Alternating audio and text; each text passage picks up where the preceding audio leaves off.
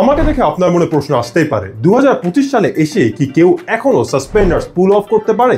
আমাকে জোকার বা ছাপড়ি কমেন্ট করার আগে লেটস রিওয়াইন্ড আ বিট।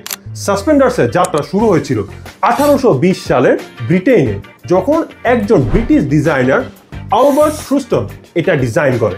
সেই সময় প্যান্টগুলো ছিল ঠিক এই প্যান্টের মতোই হাই ওয়েস্টেড, তাই প্যান্টকে টিকিয়ে রাখার জন্য সাসপেন্ডার ছিল একমাত্র ভরসা। Back then it was called as braces. এটা যতটা স্টাইলিশ ছিল তার চেয়ে বেশি গুরুত্বপূর্ণ ছিল এটার কাজ।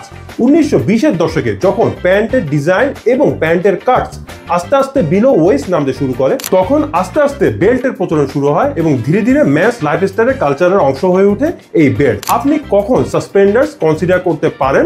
আপনি যদি একটা ভিনটেজ রেট্রো গেটসবি স্টাইল অ্যাচিভ করতে চান, যদি বেল্ট পরলে আপনার কোমরে একটা প্রেসার ফিল হয় এবং নাড়াচাড়া করতে অসুবিধা হয়, সাসপেন্ডার হতে পারে আপনার জন্য একটা চমৎকার অপশন। এন্ড অবশ্যই সাসপেন্ডার্স বর্তমান যুগে আপনাকে একটা ইউনিক আইডেন্টিটি দিবে। তো suspenders might not be for everyone in 2025, but for those who understands timeless fashion, this is not just an accessory, it screams elegance for